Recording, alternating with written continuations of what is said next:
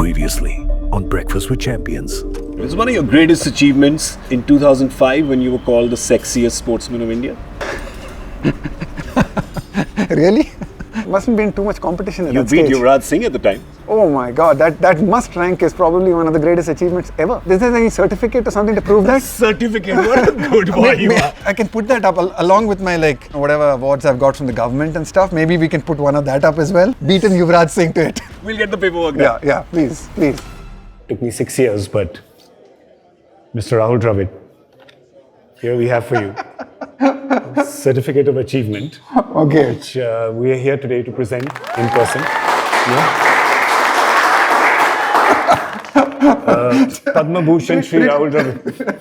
I'll put it up in a very pride of place in my home. I'm not sure my wife's gonna like it too much, but it's okay. I mean, this is you can't be who you are till you know where you've come from. Yeah, I know, So true. you should know.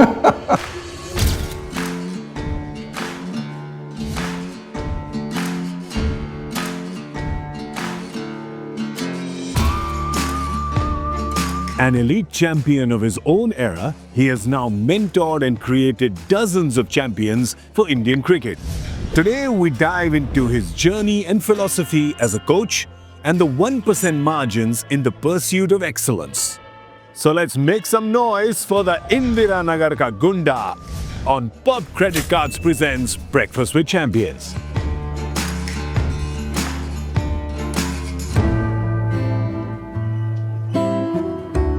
We just put some food on the table because a lot of times in the previous episodes, people in the comments are saying कि ये show इतना गरीब हो गया कुछ खिला ही नहीं रहे नहीं, ठीक है ना तो आ जाएगा और वेस्ट नहीं होगा ये खड़े हैं भूखे भेड़िए सारे यहाँ पे सब खा जाएंगे खाना What a simple order. 2 nice bowls. Is the nice bowl here named after you? I wish. I know it is. I wish. I know it is. Because we're sitting in your lair. This is your hood. No, this is... Your name's on the wall, come on. Yeah, no, so this is a really nice place that I'm very sort of passionate about, the center of excellence here. I come here and I see young people play sport. And you're just seeing them have fun, right? And I think that's so much of, it's great, right? It's just great to see people have fun. It doesn't always have to be, of course they are all competing and they, but more importantly, seeing really young people. We have school kids who come, from school programs and you see them just learning the sport and just laughing and running around and giggling and, just playing the fool, and that's so much fun to see, right? It kind of takes you back a little bit to when you were young. And a lot of these experiences were on the streets or in the neighborhoods or on empty plots where all of us... Short cricket? Yeah, short cricket or leg cricket or what is that other one? French cricket, yeah. And hand cricket? Did you ever play hand cricket? Yeah, every form of cricket. Anything that we could get when you didn't have a bat, in corridors, I have a technical question for you about hand cricket. Okay. In hand cricket, did you play with the palm or did you play with the fist and try to hit it here from the wrist, bony part of the wrist? I think we were not allowed to use the wrist because the palm was I think the guys figured out that the palm was harder to kind of get more distance on. So the rules were no, you couldn't make it a fist. I don't know whether there was a different thing in Bombay where you grew up. Delhi, Delhi, okay. Some boys in Mount St. Mary's School, Delhi Kent, grew up with me. Okay. I kept trying to stop them. Okay. I was like a bit like the ICC code of conduct back then also. Only the palm. I was like, palm! And they would try to, and there's some guys who could actually, and that would fly. That's like the modern day backs. It would fly. Yeah, but if you're playing on the street... All of you. The problem with this, I think, was in our places, we played it on the streets and if the ball went to certain houses, you couldn't get the ball back and there was only one ball. So I think guys ensured that made rules where you couldn't really hit it too far. The garage door at home was where I started playing, and 12th Main Road in Indiranagar, you people can't imagine, I learned a lot of my cricket on 12th Main Road in Indiranagar. Today when people go there, it's like restaurants and shops and it's one of the most busiest streets in Bangalore. And the garage door of my house was the wicket and, we ran in from the road and once in a while the odd traffic car came and we stopped, let it pass and ran from the road and the guys bowled and there was this little sort of the pavement or the ledge kind of it rose as you sort of, correct. the car little slope. Everyone had that getting into the garage. So all the kids are aiming for that slope because it would take off from that slope. And you had kids try to bounce it there, and you're sort of learning how to play bouncers as a kid. That's so amazing. That's the technique. That's how you learn technique. Yeah, that's how you learn how to sort of avoid balls, and you can make the ball wet. Yeah. And then so make it even more difficult, and so it was great fun. There was my brother and me used to try to play inside the house, and we obviously broke a lot of stuff. So we were obviously forbidden to play inside the house. Then we had a cook who came to work with us, and he came up with a very innovative technique. So he would take socks. Okay. So one sock, another one over that, another one over that, another one over that, and stitch them together. So like with 6 or 7 socks, it became a proper ball that would bounce nicely on the carpet. Seriously? So we could play and nothing broke. Wow, brilliant. It was just the most creativity, ingenuity, amazing. He was my first coach who taught me innovation. So actually today it's so interesting because when you were here on the show the last time, we were in Belgavi to Bengaluru, also known as from Belgaum to Bangalore, right? And from under 19 coach to now World Cup winning coach. Yeah, it's been quite a journey, hasn't it? Yeah, it was. I mean, one of the fun things of actually coaching, I think, under 19 and India A was making a concentrated effort to actually try and play in some of these smaller, towns and cities. I hate to call Belgaum small, but what I'm saying is, not maybe off the beaten track in terms of prominent cricket center, so to speak. Yeah, and it was really nice because we would get at times some decent crowds and people would still come and watch these games, and it was great to take the game to those parts, and then just one thing's led to another. I've gone on and obviously coached the Indian team, took on that job. Didn't really think I was going to take that job, to be very honest. When I was doing India under 19 and India A, I thought it was really nice. I was working off the NCA, which was 25 minutes from my house, and I traveled a bit, but I didn't travel that much. And somewhere along the line, sort of the opportunity came up. I was lucky that my family, was Did they push you as well? Yeah, they were supportive, and they said, look, why don't you think about doing it for a short time? And if they want you to do the senior job, then you should kind of, feels like a natural progression to kind of do that. And but they also no, you've been home too much in the last 5-6 years, and now it's okay. Maybe that's true as well. So took it up and grateful to And it's so interesting because T20 format, what has happened from the time you took over to what the Indian team became in 2.5 years, it's a sea change from the... I can't speak for what happened before me, and it's not for me to say that. But certainly from the time I came in, a lot of the discussion with Rohit was around that we wanted to play a more aggressive brand of cricket. And we started right from the beginning because we could see that that's the way the game was evolving. Yeah. And Rohit's got to take a large credit for that, right? To move the team in a particular direction, right? Play the game in a lot more aggressive and a lot more positive manner. And I'm glad that we sort of kept going in that direction to the point where I think India's kind of lately, India's literally absolutely, I think, changing what T20 cricket is like. I think Indian batting in T20 cricket at the moment is it's off the charts. I mean, it's close to 300, and everyone else in the world is now having to catch up. I think in the space of 3 or 4 years, you're seeing that everyone's looking at India and saying, shucks, man, we've got to match this. Yeah, you guys you really have. I mean, I wouldn't say like me. I would say that it's these players, right? In the end, the players who do that, right? Yes, but you're part of it. Okay, can we at least agree on giving you part of the credit? No, fair enough. I mean, I'm not saying that I shouldn't get any credit, but it has to be driven by the leaders, right? It has to be driven by the captain. It has to be driven by the players because they've got to do it, right? They've got to take the risks. Correct. You might be giving them a certain amount of security, but in the end, they are the ones who've got to take those chances, take those risks. But the security is such an important part of today's cricket, right? Because when you see that India at this point in time could have 3 T20 teams who could compete against each other. Absolutely. If you had a triangular with 3 Indian T20 teams, it would probably be the most watched tournament and the most competitive tournament you could have right now. Yeah. So security becomes so important because you're thinking, I want to take this risk, but I've got 3 guys from fighting for my spot. Absolutely. At any given time. Absolutely. And I think especially in 2020 cricket, because the very nature of the game is such that it demands a high level of risk. It needs you to take chances. So I think giving people that confidence and the security is very, very important. And your job really is to sort of manage that environment really as best as you possibly can, right? Manage that environment, manage the selection, manage issues around. I think that It's a lot. Yeah, it is, and I think the challenge is communicating to people when they're not picked in teams, or why you have to drop certain people, or why it's a combination you're playing. Not all of them will agree with you at times, and that's part of the job, right? Because you sometimes don't even have good enough explanations to people as to why they are not picked, and because they might be good enough. And it's just that somebody else happens to be equally good enough. And he's doing a great job. And you can't change the team. Given an opportunity, I have no doubt you will also do well.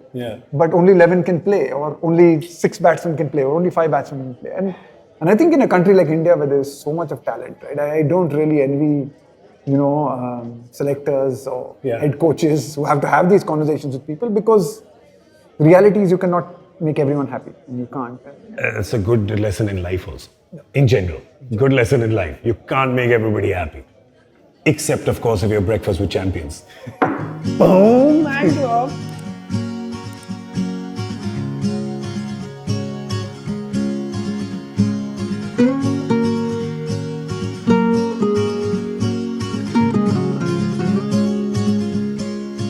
Like, what do you say to Vaibhav Suryavanshi?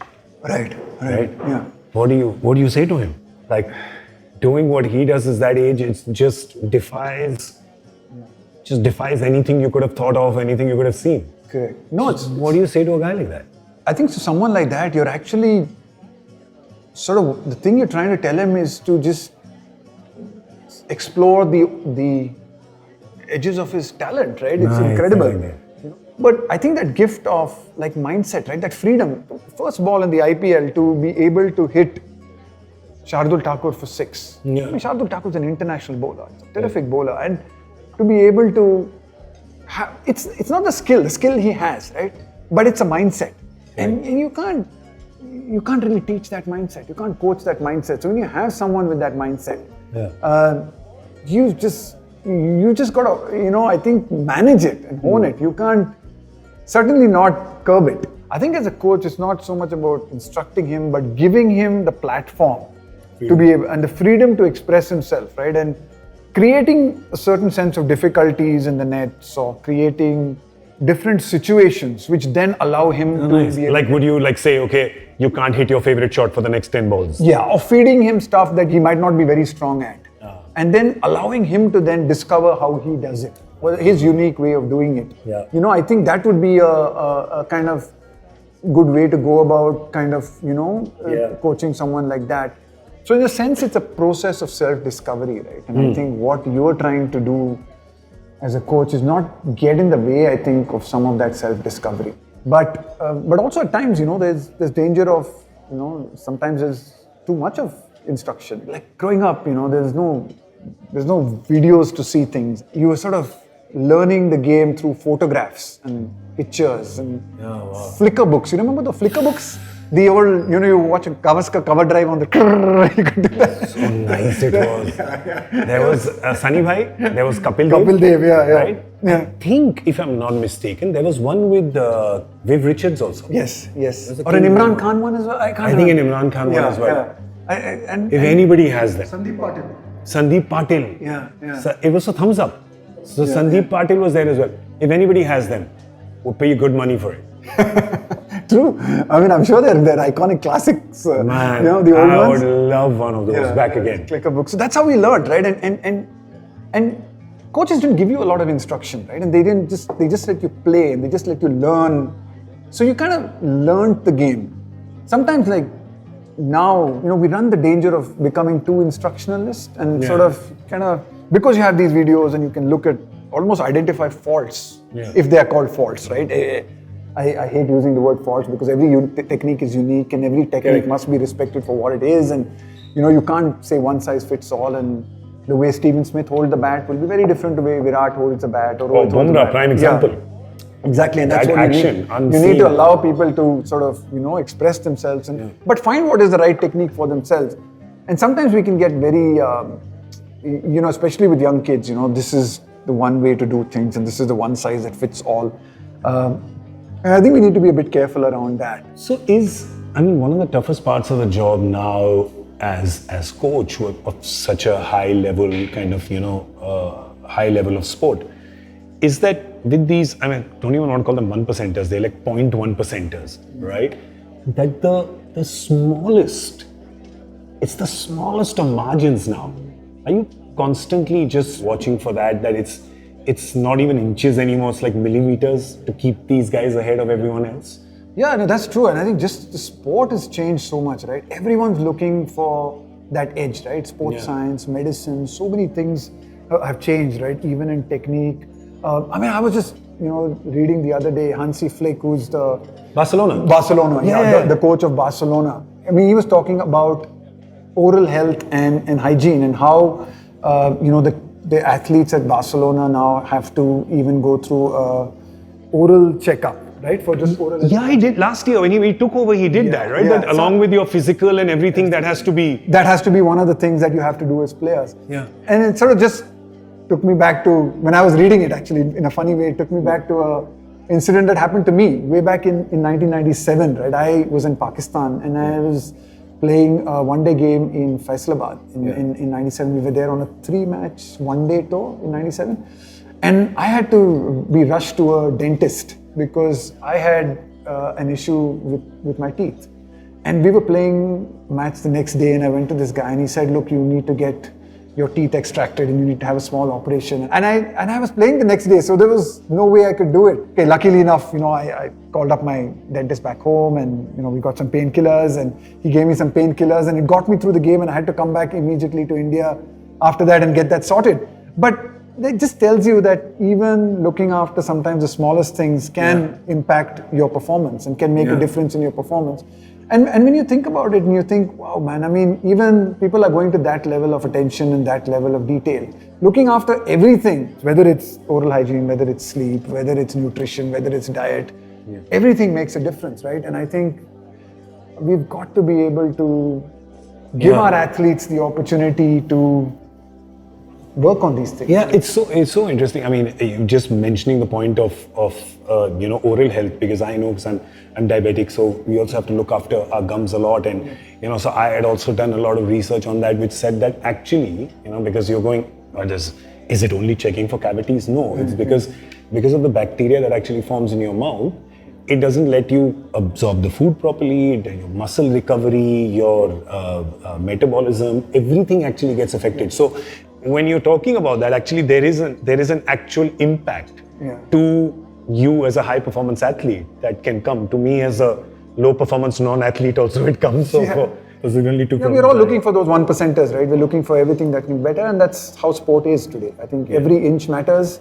As I learned in the T20 World Cup, Surya Kumar Yadav keeping his foot within 1 inch of the line was the difference between winning and losing. So every single inch matters. I mean, phenomenal. And how was that moment for you sitting in the dugout? Did you have a clear line of sight to that? We did. Obviously, it was on the other side of the ground, and it's like happening too fast on television.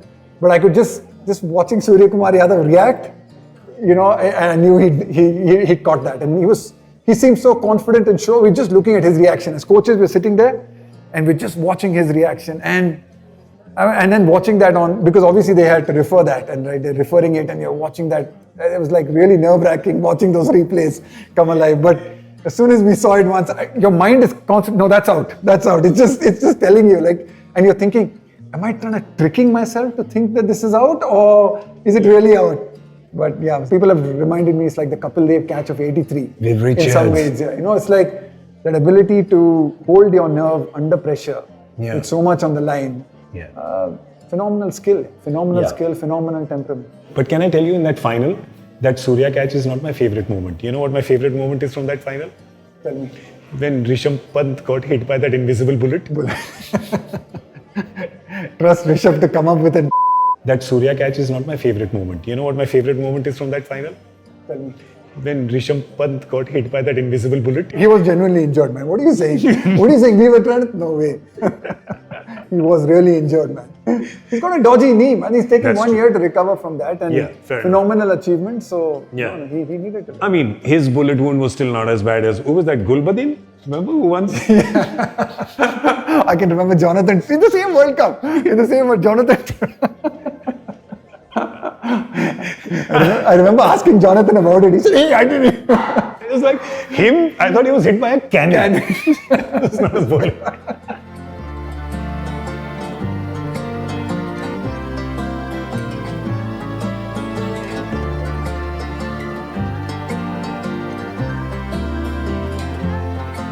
This is the first time ever we've cut to eat, and I'm so happy.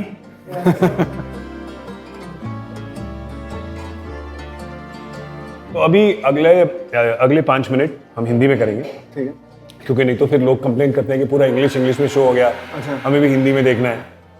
भाई coffee बना रहा है कि plane उड़ा रहा है? आपने Indian team के साथ इतना टाइम बताया, तो उसके बाद आपकी हिंदी तो बहुत अच्छी हो गई होगी।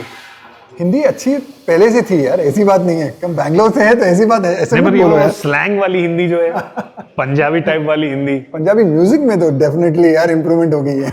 कौन से गाने? Artist? Shubh is one very popular. Yeah. These guys are always on that Shubh. And then this guy who got unfortunately Sidhu Moosewala. I think there was a lot of his kind of stuff music there. Yeah. DJ कौन है team का? सबसे ज्यादा गाने किसका चलता है music? Actually यार इन दिनों सब लोग हेडफोन्स पहन लेते हैं। ऐसा वो बूम बॉक्स वाला ऋषभ पंत चलाएगा, नहीं तो अर्शदीप सिंह अच्छा चलाता है। Arshdeep Singh I think has some good taste. पर मजा सबसे ज्यादा किसका? सब लोग यूनिक थे यार। I mean, you know, Hardik Pandya can be great fun. Virat's a great mimic, man. I mean, he doesn't do it very often nowadays, but he's a phenomenal mimic. तगड़ा। आपको मैं कहानी याद दिलाऊं, आपको शायद ये याद नहीं होगी। This is in IPL. अब Rajasthan Royals, which year did you play? 12-13 were you playing with Royals? Played in the Royals 11, 12, 13. 11, 12, 13. तो ये उस टाइम की बात है, या तो 12 या तो 13। हम लोग जयपुर में थे, and Virat obviously would have been very young at that time. और शाम को हम लोग सब वो उधर बैठे हुए थे रेस्टोरेंट में, और वो कोर्टयार्ड वाला एरिया है जयपुर के होटल में, वहाँ बैठे थे। आप भी थे, मैं भी था, 2-3 और लोग थे। और विराट ने 15 या 20 मिनट का एक्ट किया है ऑलमोस्ट। लोगों की वॉक कॉपी, डांस कॉपी, आवाज़ की मिमिक्री। और हम आपको टीज कर रहे थे कि क्योंकि इट वाज अबाउट 11:30, हम आपको टीज कर रहे थे कि अरे 11:30 हो गया, आप अभी तक कमरे नहीं गए 11:30। तो जब तीसरी बारी किसी ने आपको टीज किया तो you just turn and said, तो चला जाऊं क्या? Maybe they wanted me to go at that stage. There was a lot of other nonsense that might have. And I think it's very difficult for people to understand कि मतलब you also have fun, you also stay up late, you also do buck with everybody else. You enjoy all of that. ये reputation आपने थोड़ी तोड़ने की कोशिश करी है? Try की है यार, but can't match up to these kids now यार। ये तो अलग ही है सारे। अलग है सारे लड़के। But as you get older, I think in some ways you actually do want to go home and sleep at o'clock. You don't want to stay up. I'm just thinking now, we all reach a certain age after which, and I think it's happening to people younger and younger now. कि आप ना सोचते हो आप कि बाहर जाना है, ठीक है, एक्साइटेड होते हो, दोस्तों के साथ जाओगे, पर जब आप जा रहे होते हो वहाँ पे, you are fantasizing about मैं घर जाऊँगा, कब जाऊँगा, एसी चला के रजाई में, टीवी पे कोई ऐसा शो, फिर रील देखेंगे, ठीक है,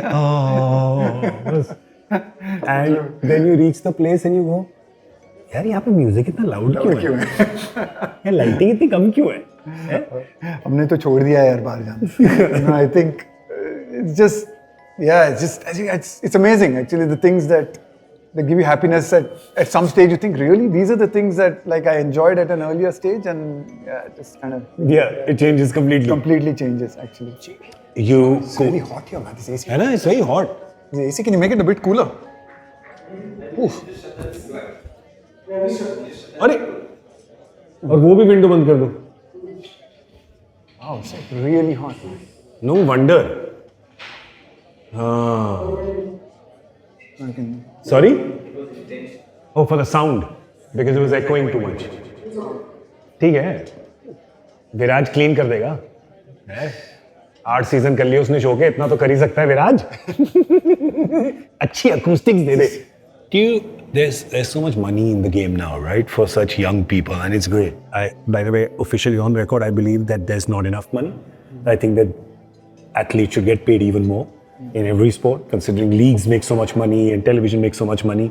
Why should the athletes who it's pegged on not make a large sum of that absolutely, money? yeah. So I think they should. But there is also that danger that with all this money can come, it can kind of shift your focus, shift your brain just a little bit.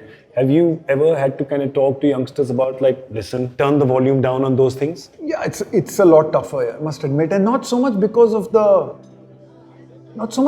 money. Everything that comes with it? Yeah, I just think the whole social media, constantly being judged, being evaluated.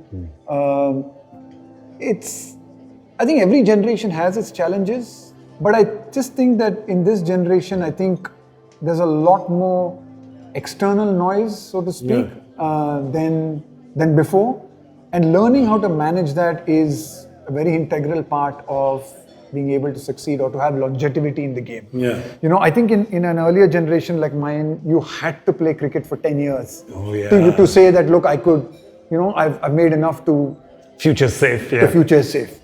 Today, you don't need to play that long, right? You can play 2-3 years of an IPL contract and you'll make... Set, yeah. Yeah, you're set. So then the money is not the motivation anymore. It has to be something else. Such a good You've point. got to find something else, right? You can't just rely on thinking, I need it. I need it. Because you don't need it.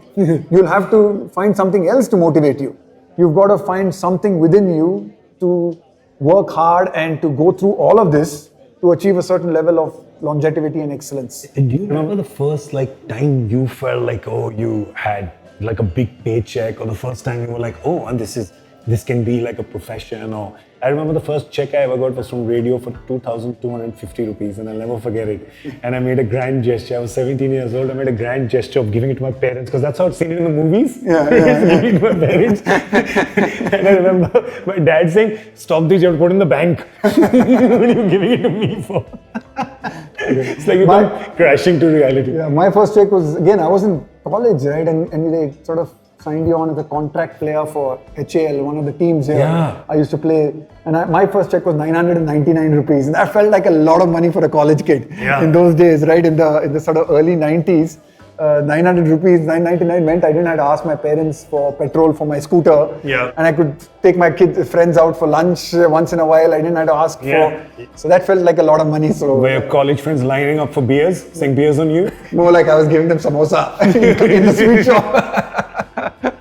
Beer was also not, I think Yeah, that's also a little more expensive. Much more expensive. I think samosa is good. Samosas are the best I could afford, I think. Actually, at that age, even in my age right now, when somebody asks me, what's your favorite food?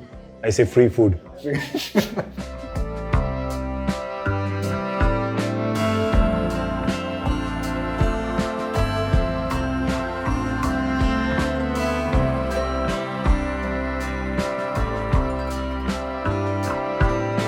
They always say that from the great thinkers, and I consider you one of them, you actually end up learning more when you ask them about disappointment more than success, right? And 2023, that World Cup, it just made our heartbreak even more, because you just felt like, there it was, like right there. No, it's never there till, the cup's never in your hand till you won the game. And these days, sometimes you win the game also and the cup is never in your hands. Let's not go there. True. Right? But I think we all as fans felt that day, and I just say that I don't think Travis Head could make that catch. I think 9 times out of 10 he would not make that catch. And to catch Rohit when he's in that form on that day, it's just a lot of things. No edge coming. And that's it. You need those moments of luck a little bit, in life. You just need those things. Travis Head was beaten by Shami and Bumrah a lot that day, and he went on to play a phenomenal innings. It was his day, man. Yeah, and then 6 months later, he's playing a final of the IPL, and first ball, I think he edges Vaibhav Arora in a final. I think SRH versus KKR, and that's the game, right? He's like, why couldn't you do this 6 months ago? Exactly. I definitely thought about that when I saw him edge that one. But yeah, I think that's what it is, right? I think you're in some things. I think you're not necessarily really in control of, right? I think you think you're in control of a lot of things, but there's certain things you've got to sometimes just accept them and move on. Right? So you, of course, because you're more mature and like you say, you've seen days, you've been around the block, so you can handle that a little better. Then you have the team who's full of youngsters. How did you handle kind of their disappointment over the next few days? I mean, I've been through it as a player as well in 2003. Of course. We lost a final to Australia as well. So I know what it's like as a player, and you're absolutely right. As a player, when you're younger, when something is so close, you're so desperate for it. At times that can hurt a lot. To be honest, Gaurav, players also are quite mature. Yeah. I think they kind of learn to move on from things. And I think you spend really meaningful moments with people, right? Yeah. With people, families, with players, and you share disappointments and you share the low points as well.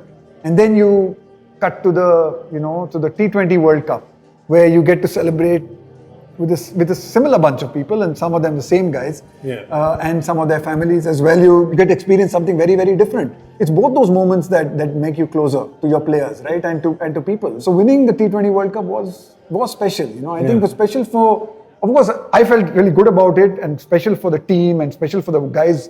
A lot of our support staff who worked really hard along with me, to do this, but really for the players, because you could see that weight shifted off them. Yeah. And somebody mentioned that to me. He said, in fact, I think we were in Barbados, and so one of the players who mentioned to me, he said, Rahul bhai, I think after winning this one, I think we're going to win a lot more in the next few years. And I said, yeah, it just feels like you could even there see that, the weight had somehow come off the shoulders of some of these players. Didn't they throw you up? They were giving you those bumps, right?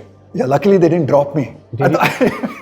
Were you scared? Were you scared? You know that they don't like you when they throw you up in the lead. Everyone's so it walks away home. That was my thought when I was being thrown up. I was thinking, I hope they catch me, man. And then you guys have a 4-day after party in Barbados. Yeah, thankfully, cyclone. That was great fun, actually. It was really nice. I must admit, I thought, imagine having to stay here if we had lost that final for 4 days. That would have been terrible. You're swimming through the cyclone, heading back. Did the boys take you down with them? They did. They did. I don't have the capacity as some of the younger guys, so I certainly felt it. Certainly felt it. Yeah. Me and the chairman of selectors, Ajit, certainly felt it a lot more. After a certain age, recovery becomes harder and harder. You never recover, I think. Why do I feel like I've been hungover for 6 months? It just goes on. No, but yeah, really nice. Some really nice things were said, and really, just nice, because I think more than the wins and the losses, I think I've built some good relationships with a lot of those players. Some of the better conversations I've had with a lot of the players, and the team have been more just sitting and maybe just having a chat over coffee or a tea or a lunch or a dinner, and I think you really get to know people a lot better in that way. Yeah. But I so like that these relationships that you have with people who are, forget technique, forget temperament, just like life advice, like you were saying.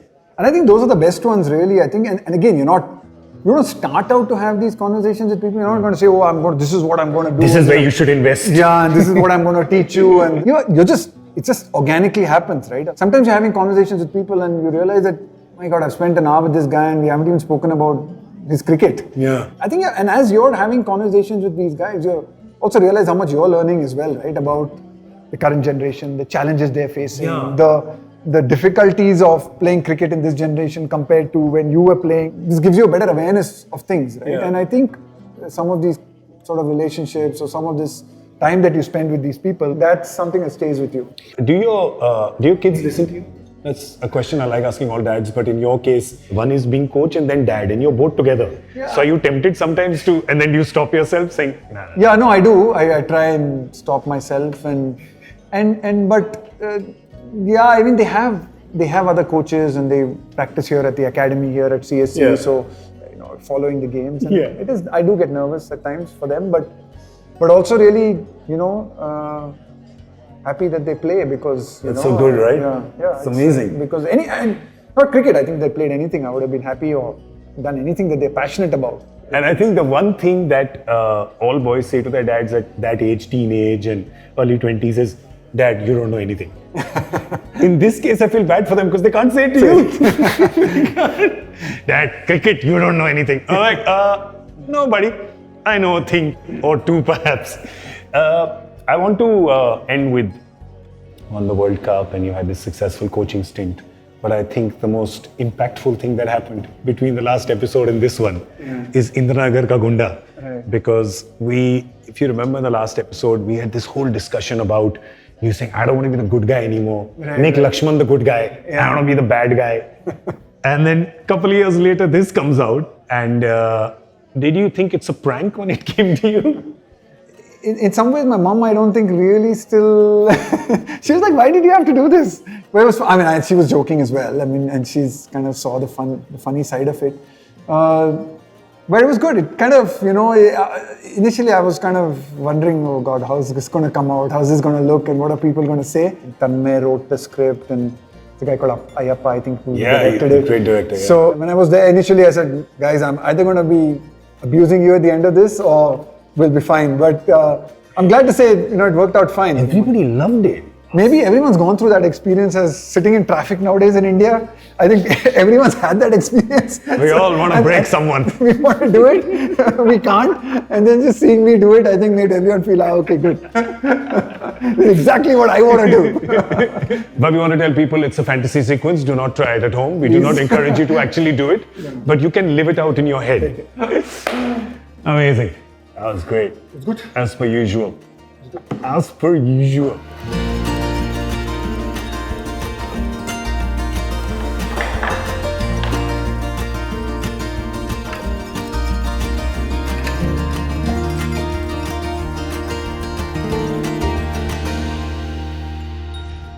Thank you for watching the episode and thank you for enjoying the episode. मुझे पता है आपने enjoy किया और आपके enjoyment के लिए मैं एक और चीज लेके आया. But for that you have to first apply for the Yes Bank Pop Club Credit Card with a link that's in the description.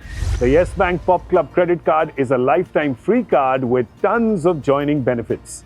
Apply now and you also get a chance to win lots of signed memorabilia and a ton of BWC goodies. Apply now.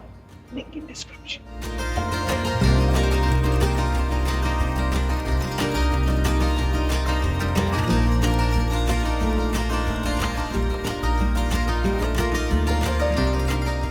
There was a magazine that had you on the cover. There was a photo of me on it as well. Yes. And it was like the next generation of young people. It was for a magazine called Teens Today. Ah, correct. I think somewhere we have that cover. Somewhere. I had that cover actually, and I can't remember. I looked for it. In fact, because my dad and mom, they would collect these things. Yeah. They would collect everything. I remember seeing that. I said, I'm going to show this to Gaurav.